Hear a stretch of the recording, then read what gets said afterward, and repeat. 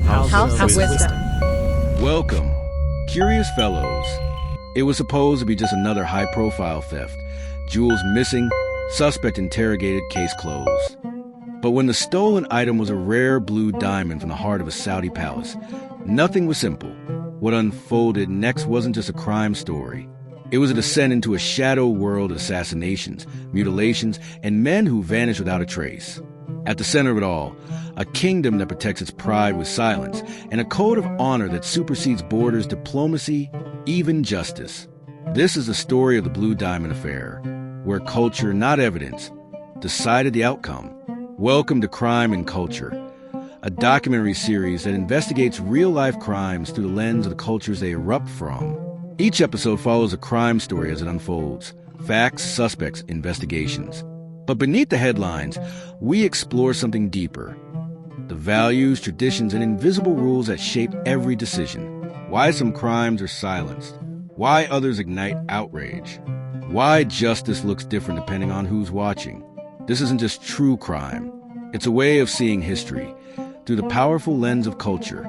In this episode, a stolen sapphire, a palace scandal, and a trail of bodies that stretch from Bangkok to Riyadh. We return to the 1980s, to the glittering facade of Thai royalty and the guarded world of Saudi aristocracy. But behind the theft was more than greed. Behind the silence was more than fear. What unraveled wasn't just a criminal investigation. It was a breach of honor. This is the story of the Blue Diamond Affair and the unspoken codes of Saudi honor that turned a heist into an international wound.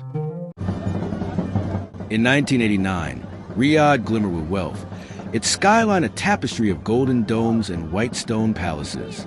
The city was the heart of Saudi Arabia's immense riches, a place where power and luxury intertwined seamlessly. The world we know now is fast, loud, frantic. Smartphones hum with endless alerts.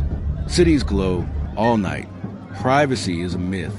Honor is a hashtag. But back then, back there, in the Golden Heart Riyadh, life moved to a different rhythm. A sacred one. A solemn one. Saudi Arabia in the early 1990s was a kingdom steeped in silence and sunlight. A land of ancient sands and guarded power, where every gesture carried weight. Every word, consequence. The royal family, Al Saud, did not rule like modern monarchs with handshakes and press conferences. They ruled with silence, with prayer, with memory. Loyalty was a thread stitched from centuries. Honor was not given. It was inherited, then defended. Prince Nayef bin Abdulaziz was not just a royal. He was a sentinel, minister of the interior, guardian of order, son of a dynasty etched into stone and scripture. His world was carved from gold, frankincense, and fire. He walked palace halls where decisions were made in whispers and consequences echoed for generations. Life for the House of Saud was cloaked in both wealth and restraint, opulence beneath order. Outside, Bedouin values endured. Modesty, hospitality, family. Inside the palaces, power moved behind veils, never loud, never rushed, but always absolute. Within this oasis of grandeur resided Prince Faisal bin Fahd, a figure of prestige and boundless affluence. His possessions were the stuff of legend, but nothing compared to his glittering trove of jewels. The collection sparkled with fire and color. Rubies, the hue of molten lava. Emeralds, vibrant as the first shoots of spring. Sapphires, deep and mysterious as the ocean depths. But among these treasures was one gem that outshone them all, a rare blue diamond. It was said to be perfect, impossibly flawless, a jewel of celestial beauty that symbolized the royal family's honor. Locked within the prince's private chamber, the jewels seemed untouchable, imprisoned in steel safes, guarded by the sharpest eyes. Yet, in the shadows of this shining world, a quiet betrayal brewed. One fateful night, betrayal struck like a thief in the dark. Kriyan Krai Tekamung, a Thai servant who moved unnoticed through the corridors of power, made his move. He was a man of simple origins, trusted by the palace. But trust can be a fragile thing, easily shattered. Under the cover of night, Kriyan Krai crept into the prince's chambers. The air was heavy with silence. His hands, slick with sweat, trembled as he forced open the vault. Inside lay the treasures of a kingdom, glowing softly under the dim light. Without hesitation, he swept them into a vacuum cleaner bag. Rubies, emeralds, sapphires, and the crown jewel, the blue diamond. By morning, he was gone, vanished into the chaos of Bangkok. The theft shook the royal family to its core. Millions of dollars worth of treasures had been taken. But worse, the loss of the blue diamond was a wound to the family's honor, a symbol of their sovereignty, stolen from under their watch. Today we swim in noise, in likes, in clicks. We joke about scandals, sell shame for headlines. A president lies, he spins it. A celebrity cries, it trends. A teacher is called a service provider. Humiliation has become entertainment. We market flaws. We monetize disgrace. We say, that's just the way things are. But not there, not then, not in the kingdom of Saudi Arabia, not in the house of Saud. In that world, honor is everything. It is the breath of a nation, the spine of society. It is not spoken often, but it is felt in every step, every glance, every silence. The father rules his house, not with force, but with dignity. His honor is the shield of the family. The teacher is not just a guide, but a vessel of wisdom, respected, obeyed. The shopkeeper, though humble, holds pride and honesty. His word is his worth. The imam at the mosque does not ask for respect. He is owed it. He speaks for God, and God's voice is not to be mocked.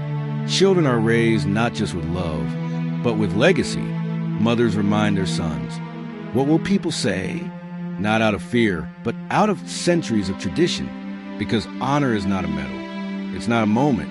It is a thread, ancient, sacred, unbroken. And at the highest level, that thread becomes a rope thick with history, braided over centuries by kings, warriors, and prophets. The House of Saud stands not just on oil or power. It stands on reverence. It took generations to build their name. Battles fought, treaties signed, oaths kept in the desert heat. To insult a Saudi prince is not to injure a man. It is to wound a dynasty. It is to spill ink on a flag that thousands died to raise. It is a dishonor that echoes into every tent, every palace, every prayer. Therefore, when Prince Naif's jewels were stolen, it was not about diamonds. It was about dignity. Therefore, Prince Naif bin Abdulaziz Al Saud, a man of formidable will and quiet fury, took control. He demanded justice. He demanded answers. And most importantly, he demanded the return of the jewels. At first, the Thai authorities hesitated. Krion Krai was a nobody, a small fish in the vast, murky waters of Bangkok's criminal underworld. The jewels had likely been scattered, sold to dealers and buyers who would bury their tracks deep. The investigation seemed impossible, but Prince Naif refused to accept excuses. This was not just about jewels. It was about Saudi pride. The Thai government faced unrelenting pressure. A failure here would not just be a diplomatic embarrassment. It would be an insult to a royal house. Therefore, they relented. The case was open, and the hunt for the jewels began. General Chaler Kurtis stepped forward, a man of iron will, infamous for his cunning and relentlessness. He was no stranger to Bangkok's labyrinth of corruption, crime, and deceit. Chaler took the case with a grim determination. The jewels will be found, he promised, but his voice was lined with caution.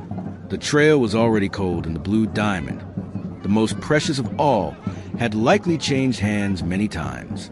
Still, Chaler pressed forward. He swore to uncover the truth, no matter where it led. Chaler's first success came quickly. Krion Krai was tracked to a remote Thai village and arrested. He was scared. His confidence melted away under the glare of interrogation. Krion Krai confessed everything. He admitted to selling the jewels for a pittance to a Bangkok jeweler, treasures worth millions, exchanged for a handful of cash. Therefore, Chaler's team raided the jeweler's shop.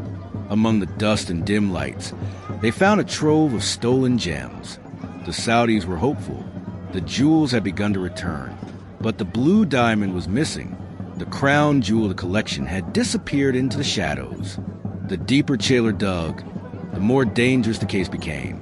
Witnesses began vanishing. Some disappeared into thin air. Others were found murdered, their bodies left as warnings. A jeweler who handled the stolen goods was brutally killed, his hands severed. More disturbing evidence emerged.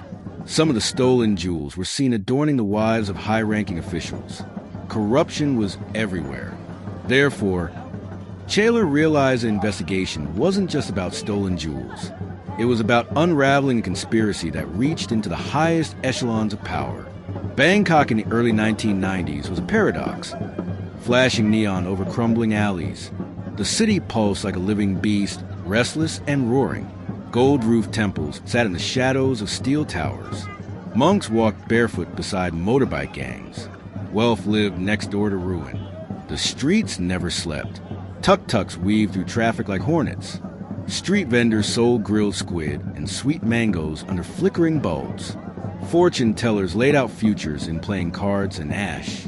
And above it all, the scent of incense mixed with gasoline. It was a city of masks, of appearances. And beneath the surface, power ruled through whispers and handshakes. The rich grew richer.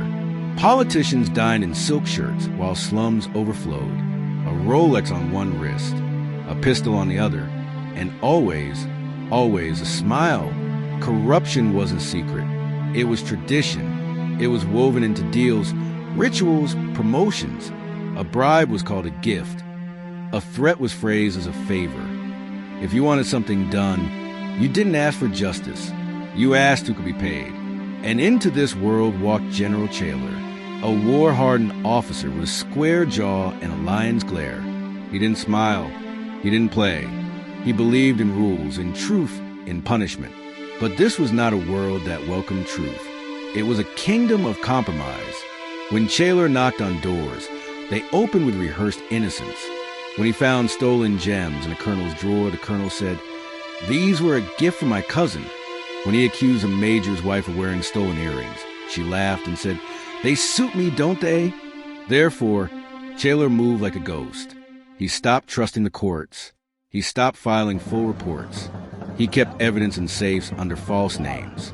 His allies grew fewer. His enemies multiplied in gold-trimmed offices and whiskey-soaked parlors. And the underworld, the real one, began to breathe down his neck.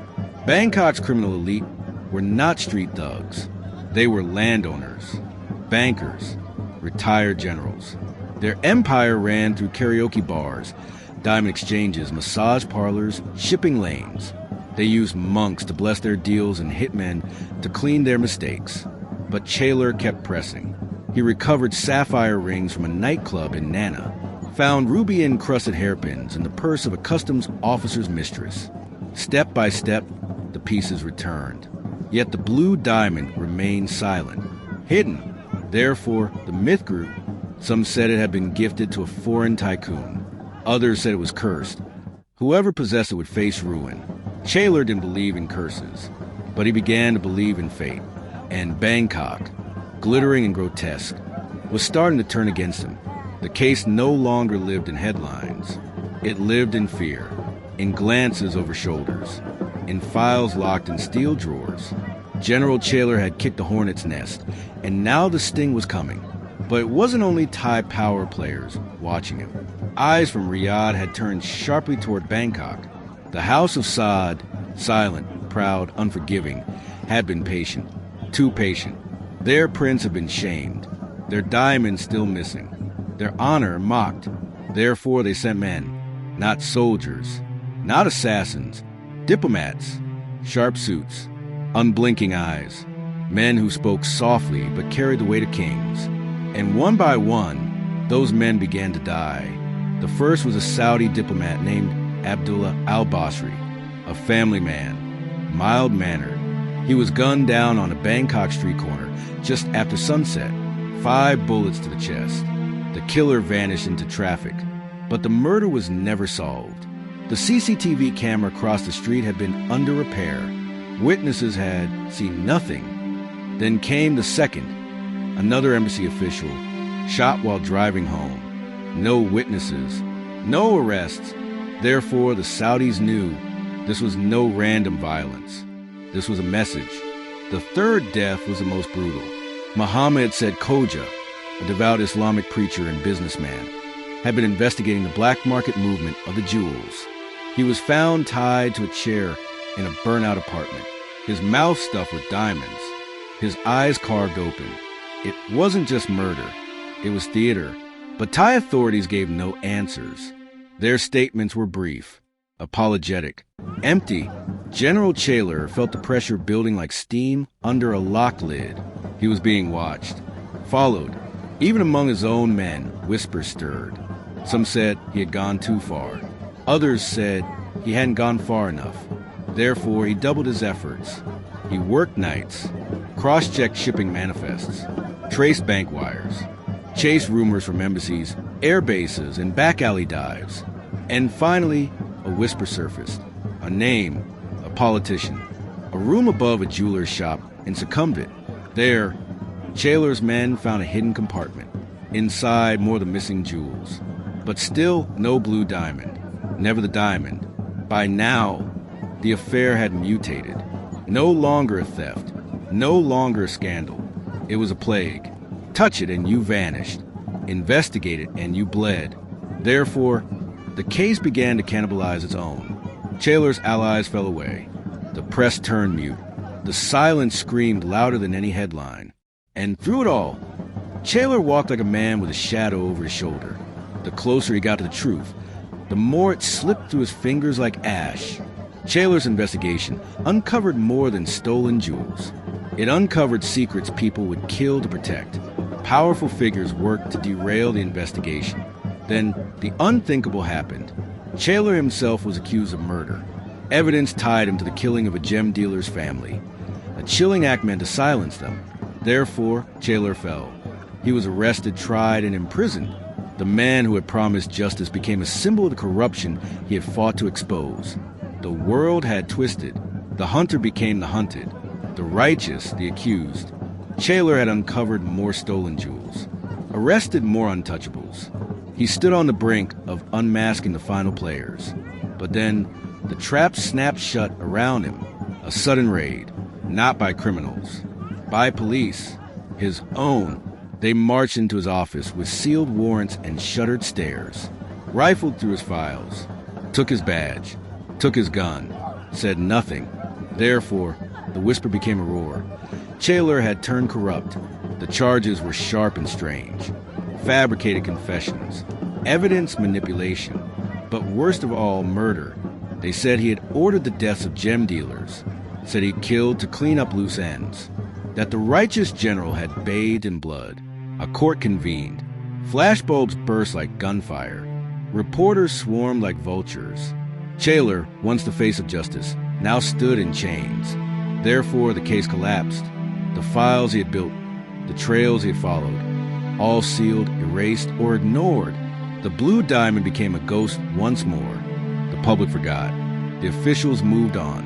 And Thailand, wrapped in silence, returned to the rhythm of denial. Chaler was sentenced to death.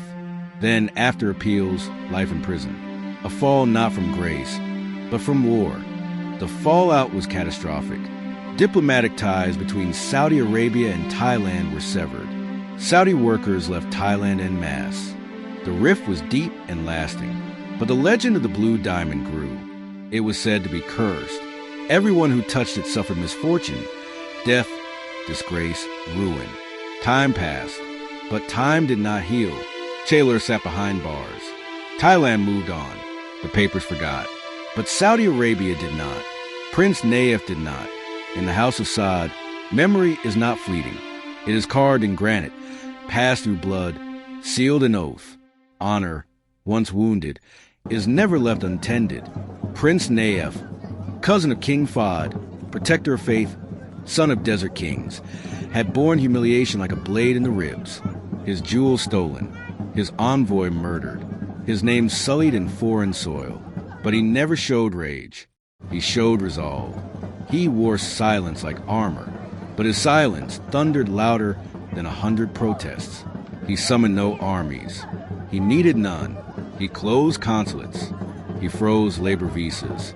Over 150,000 Thai workers were sent home, not with anger, with consequence. Therefore, for over 3 decades, there was no ambassador. No reconciliation, only distance, only cold. Inside is Riyadh Palace.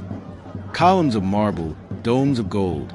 Nayef kept a portrait of the Blue Diamond's original setting. Oval, royal, priceless. It sat beside the Quran and a dagger. And yet, Nayef did not let grief curdle into obsession. That is not the Saudi way. He turned inward, strengthened intelligence networks, oversaw royal security, expanded mosques, but he never returned to Thailand, and Thailand never returned to him.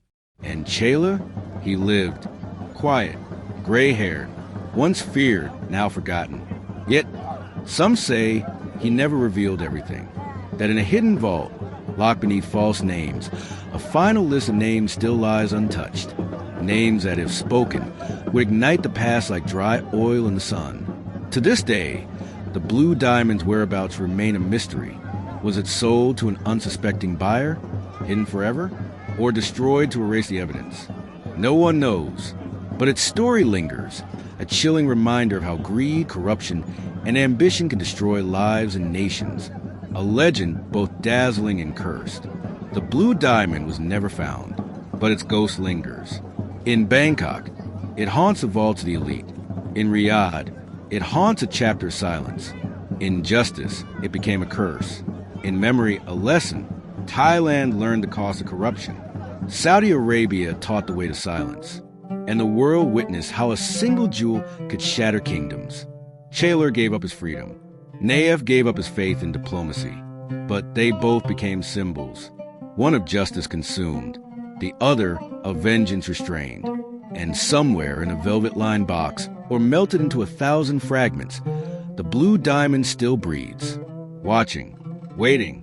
Its story isn't over. Because some treasures don't belong to thieves. And some wounds never close.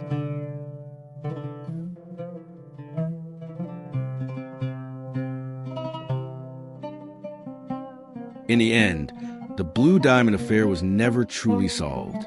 Not in courtrooms, not in press conferences, and certainly not in the public record. But maybe that was never the point.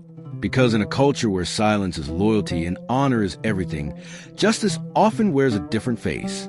This was just one story, where crime meets culture and truth is buried under tradition. If you found this eye-opening, there's more. Dive into the rest of our Crime and Culture series, where every case uncovers not just what happened, but why it happened the way it did. And don't miss our Lost Chapters of History series, where forgotten events resurface to tell the story between the lines of official history. Click here to explore more. Like, subscribe, and turn on the bell, because history isn't just about the past. It's about the truths we're still afraid to face.